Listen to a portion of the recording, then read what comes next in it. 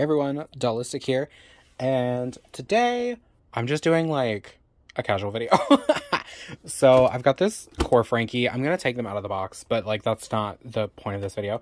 I kind of just thought I'd take the time to do a video about G3 and Monster High, just because like I have thoughts on it and I really want to get them out, and I don't really have many people to talk to about it. Like I talked to my sister about it because she collects Monster High too, but there's only so many times I can say the same thing to her over and over again before she's like, okay, bitch, shut the fuck up. So I'm like, okay, well, let me get my thoughts out somewhere else. So while I'm unboxing them, we'll just like chat about what I think. And then you can let me know in the comments below if you think I am dumb or what. I mean, you'll be respectful. I love a good joke as long as it's funny and not meant to be derogatory. So you could be playfully mean in the comments. I'm totally fine with that. Anyway, so G3. Just to start off, like, to lay the base work, I love G3. Like, I truly... You know, I never really got to enjoy Monster High as a kid because of, like, where I was raised, the social norms, the gender norms. And to be real, like, my parents were definitely trying to protect me in that. Like, they didn't want me to have to face more strife than I had to. Which, joke's on them, because I was full-ass gay. So it happened anyway. But anywho.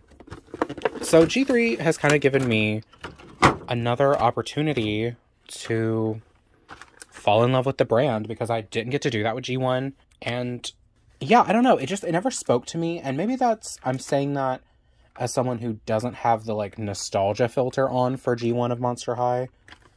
Or G2 for that matter. Like, I don't know. I don't have the same, like, rose-colored glasses on for it. So I don't think of it that way. But yeah, so I love G3. I absolutely adore G3. Because I think it's the absolute best way to do I mean, it's technically a remake. It's a new generation, so it's a remake. It's not really a reboot. But I think it's the best way to, we'll say, reboot a brand, is to do what they're doing.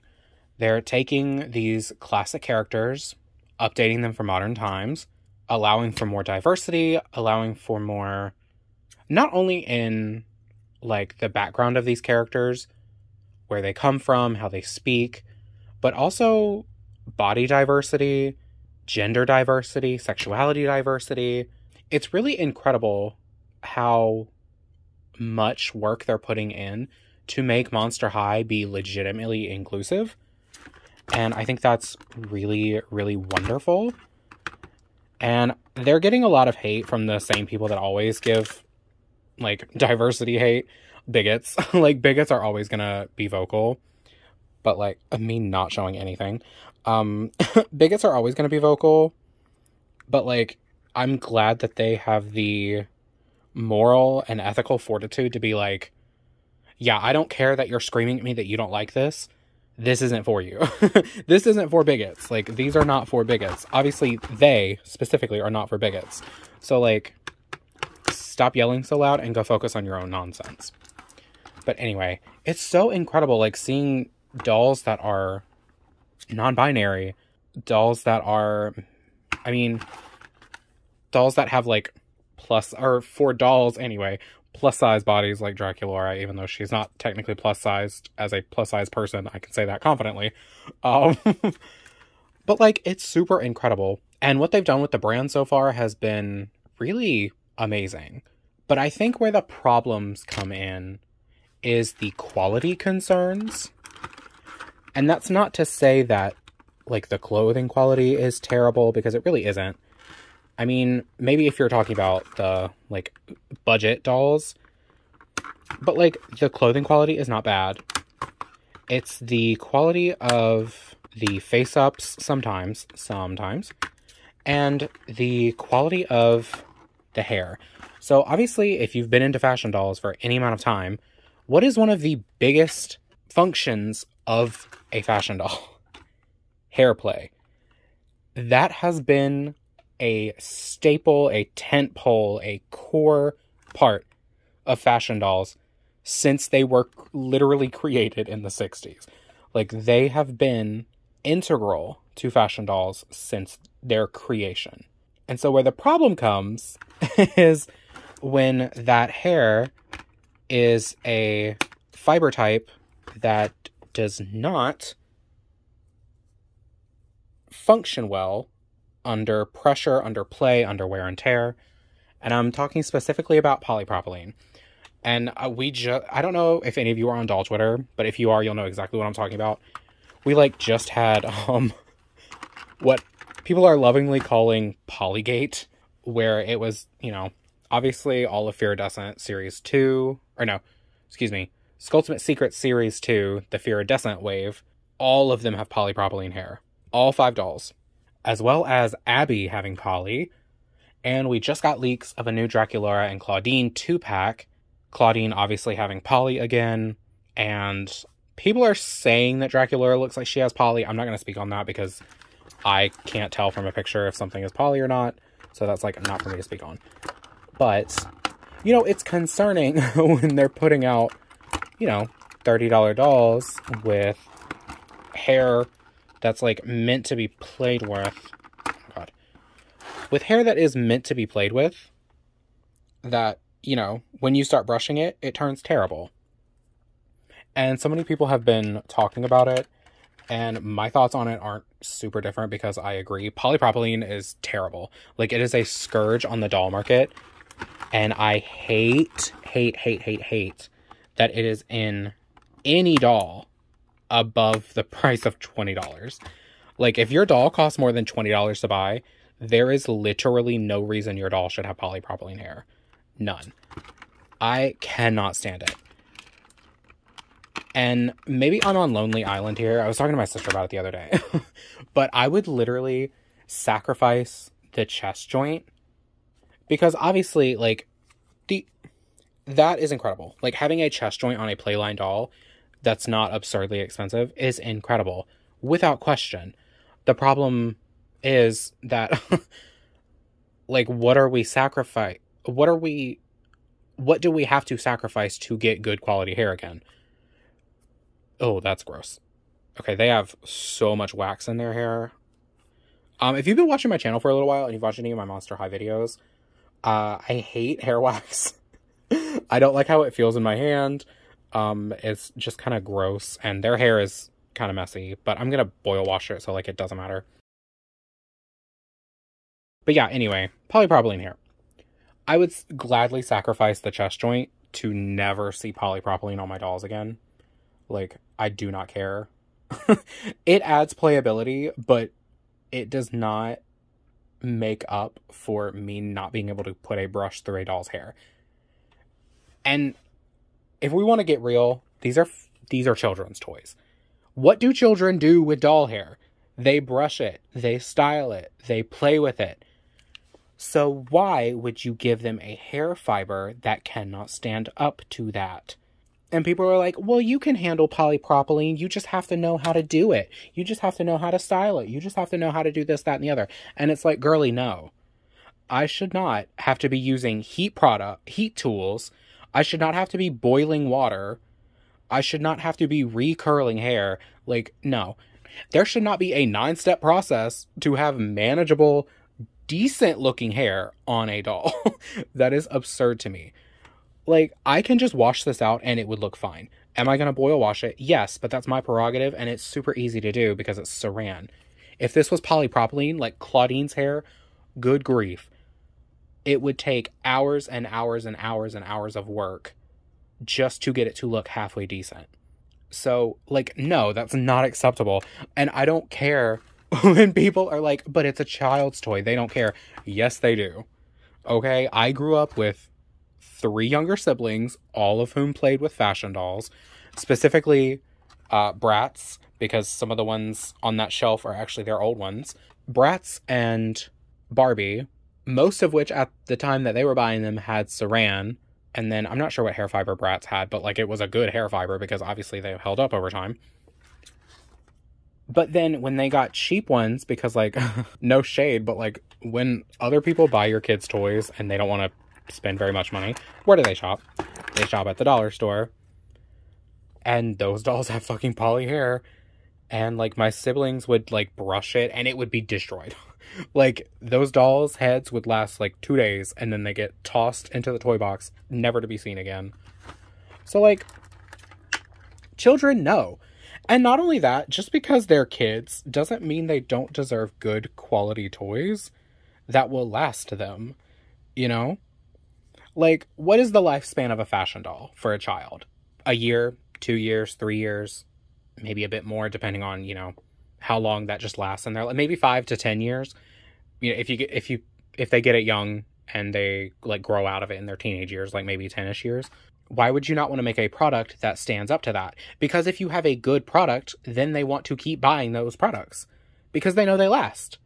So, like, I don't know. It's very, very confusing to me that you have such incredible designs, incredible dolls, and you basically are admitting, like, oh yeah, it's totally cool if they destroy themselves in a year or two. It's totally cool if a child destroys this. I don't know. And that sucks because I really genuinely love G3. Like, G3 has finally allowed me to enjoy Monster High in a way that I never could before. And I do. Like, I love these dolls. They're amazing. They make me feel good. They offer so much. So much that is, like, unique on the doll market. So, like, why would you not want that to be special, to be memorable? I don't particularly enjoy comparing G1 and G3 because I feel like you're comparing two things that are just wholly separate from one another. But, like, if you own G1 Monster High dolls, think about how they look right now. They look great. If you took care of them, they still look great. Why is that? You know, like, why are we not giving children good quality products? I don't know. And, like, that's nothing to say about the clothing, because, like, the clothing is sort of hit or miss. There's some that are great. There's some that are terrible. But, like, that is what it is. It's that way across the whole doll market. That's not exclusive to Monster High. So, like, you know, whatever. But, yeah, it's confusing. Oh, my God. Okay, that little Polaroid just died. Hold on. Oh, my gosh. Will it show it? Oh, so cute. I'm gonna get the other one out and hope it doesn't, like, suicide jump. Can I say that on YouTube? Probably not. Love that. I'm not monetized, so who cares? Cleo and Claudia. I love that.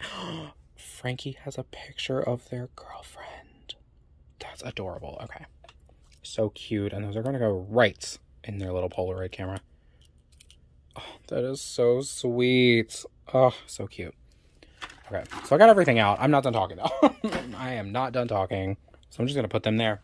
And then I guess I can show the doll while I'm talking. I am so sorry for all these weird camera angles. I sort of jumped into this video. I did not plan my, like, little setup or anything. It's been a minute. It's been hot. It's been a hot mess. But anyway, like, I don't know. It's just confusing. It's confusing. But I love G3, and that's the biggest issue, is I'm so passionate about it because I love it so much. Like, I want it to be good. I want it to go on for years and years and years. I want it to be successful. I want it to continue to be successful. And the best way to do that is to give consumers quality products that they know and love. So when you give them subpar quality products, what do? They go, let me switch back to Rainbow High. Let me switch to Shadow High. Let me switch to Bratz. Let me switch to another brand on the market that I know my child isn't going to, like, brush its hair for a day and then they suddenly can't touch it anymore because it's a rat's nest. And again, children should not have to know how to use heat styling tools to play with their dolls. Like, no, girl, no. I get so tired of that rhetoric with doll people. Like, no. No. Those are my thoughts on G3. Like, I love it, but the poly is the problem. Honestly, if they just fix the poly problem, I'm totally down for, like, everything they're doing. I mean, Claudine is a little rough. I think it's kind of absurd that she's the only, well, she's Afro-Latina, but I'm going to call her black girl. She's the only black presenting girl, and y'all are giving her poly hair. She's had one doll out of, like, what, 10 now that has had saran, and that's the, Monster Ball. Every other one has had poly. Like, what? What are you doing? Why? Why are you doing that? Why? And she's the main character. Why does she have propylene hair? Ew. Okay, so my thoughts on G3. That's that. Now for my thoughts on G1. Or should I do that in a separate video? No, I'll do it here. Fuck it. So like I said, G1, I never really got to, like, connect with. Because G1, I couldn't have, and now it's, like, not super accessible anymore if you want to find the, like, complete dolls. Like, if you want busted up G1 dolls, you can find those everywhere for good prices. But if you want, like, good versions of them that aren't going to, like, bankrupt you, it's very, very difficult. So, I don't have almost any of them. And to be real, like, the Skeletor dolls have actually made me like G1 less. Because the G1 Skeletor releases have been disastrous. And I'm so sorry if you think otherwise. You are honey sweetie baby, you are lying to yourself, because they have all been disasters. I've only ever tried to get one Skeletor, and it was the Chucky Tiffany 2-pack, because I've been a huge fan of Chucky and Tiffany for years. Like, I'm a big horror fan, so okay, take the hand off. Anyway, I'm a big horror fan, so... And I'm specifically a big fan of those movies. Bride of Chucky and Seed of Chucky. Love them to death. Anyway, those are the only Skeletors I've ever tried to get. However, I have a lot of mutuals who have tried to get every single release, only to be able to get maybe one out of, like, what, 12, 15, something now? Like, it's absurd. And not only are the drops the problem, the prices are the problem for the quality that you're getting. I'm going to be completely honest, the only doll that I have seen from the Skeletor series that I think is worth it is Gulak Schoolia. And that's if you're not factoring in the Fang Club price. Because it was, what, like $10 for a year? And then she was 50. Was she 55? I think she was 50. I'm not sure. But, like, $55 for her. And, like, great. That's a great price for Ghoulia. The rest of them being $75 to $100+ and having the same quality is absurd to me. And not only that, but, like, people can't even fucking get them because Mattel Creations still has not figured out how to deal with the bot problem. People say they have, and I don't know what planet y'all are living on because... that I think it's naive to say that the bot problem has been dealt with. I think it's gotten better. It has certainly gotten better. It has not been dealt with because there are still hundreds of listings on eBay and Mercari and all these other secondhand selling websites before the dolls even drop. They know they're getting the dolls. They know they're getting it because they have bots. So how in the world? How? And also, why is that allowed? I don't know if it's just me. I really thought that on eBay and Mercari you couldn't do that. Like, you couldn't sell something that you didn't have in hand. So I don't know how that works, but whatever. But yeah, it's actually made me dislike G1 even more because it rubs me the wrong way. Like, I'm sure I'm not the only one who thinks that way. Like, it has disgusted me, if I'm being completely honest. Like, and again, to be clear, all of these are just my thoughts and opinions. They don't affect you in any way. Like, if you agree, I'm super happy. If you don't, that's totally fine. Like, if you think the Skelectors are, like, the best thing to ever hit the market, that's totally fair. Like, they're great looking dolls, but I'd like to think that even people like that agree that the prices are egregious and unnecessary. And, like, don't you want your prices to be lower? You know, don't you want to pay less for a product that is worth less? Not worthless. Worth less. And I also think that G1 fans, like, they're the ones that get super toxic. G1 fans have this weird revisionist history version of themselves. Because, like, when I look back, it's... the quality of the clothing is not any better than the quality of the clothing we're getting now. But they like to say it's, like, the pinnacle of quality, the pinnacle of design. And it's like, I mean, at the time, yes. At the time they were coming out, absolutely. But, like, now? No, not at all. Look at, like, look at them. Look at them. Like, no. No. I'm sorry, but no. They are not still that. They were that when they came out. They are not anymore. But I'm also not saying that G3 is the pinnacle of design and quality. Like, there's some terrible design choices. There's some terrible quality choices. It's just all in your opinion of a brand. And this has been a lot of just static Frankie just sitting there or standing there or laying there and me just talking. I'm so sorry. I'm going to have to name this video like Stream of Consciousness because this is like all over the place. G1 is, and it's such like a tender issue. Like, it feels almost like poking a bear. Like, if you say something negative about it, it feels like poking a bear, because then a lot of people are like, no, it's the best. You suck. G3 is terrible. G3 is for idiots. And it's like, no, we can both like enjoy what we like, but be critical of what we like. Like, I love G3, but I can be critical of them. Like, for example, look at this, printed on fabric. They had that in G1. I really wish they had just, like, I don't know, taken a ribbon with both blue and pink on it and just put it on there. But I understand that that's not always possible. If you want to talk about, like, the prototypes compared to the end result. Why is their hair not curled? Why is this not more, like, pronounced? Why are these not covered in some sort of sealant so that they don't rub off their legs?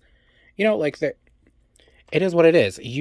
If you love something, you have to be able to criticize it healthily, or you don't love something. Like, that's not, that's just blind obsession. That's not love. You have to have, like, a healthy, critical view of the things you love, because otherwise you are idolizing something that never existed.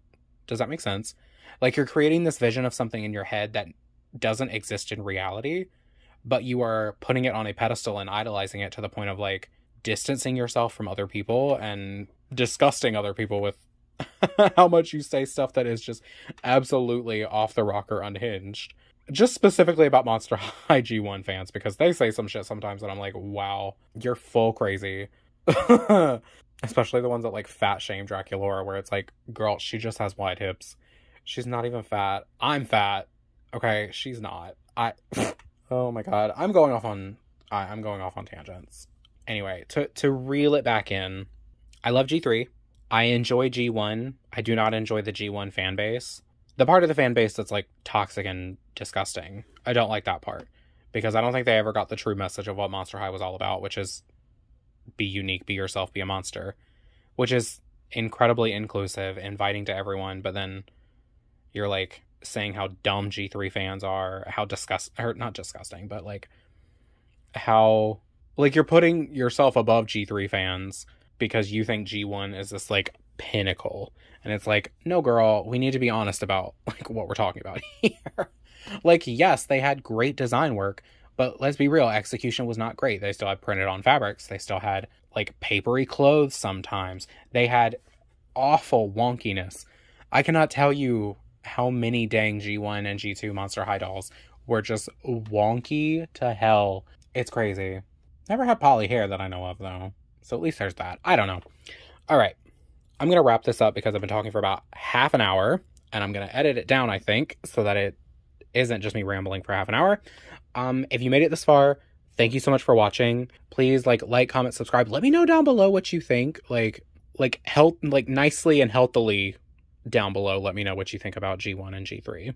If you don't like G3, that's totally fine. I want to be clear. If you don't like G3, that's fine. Like, I'm not telling you have to like it. I'm saying I like it, and I think it's worthy. If you don't like it, that's fine, because, like, I know everything isn't for everyone. That's totally cool. It's when you start, like, dunking on G3 and G3's fans, when it's like, okay, we need to let people like what they like. You can still like what you like. That doesn't take away from you, you know? So anyway, if you leave a comment, like, thank you so much for leaving a comment, but also just be nice, you know? And yeah, like, comment, subscribe, do all the YouTube things, do none of them. I'm not going to force you, but if you do, they help me out, so please do them. Do it for them. Frankie, look at the camera. Do it for them. Oh, this is Indonesian variant Frankie, by the way. I don't know if anyone cares, because I didn't particularly care which variant I got. I think both of the variants look great. So anyway, yeah, I'm going to wrap it up there. Thank you so much for watching, and have a great day. I will see you in the next one. Bye.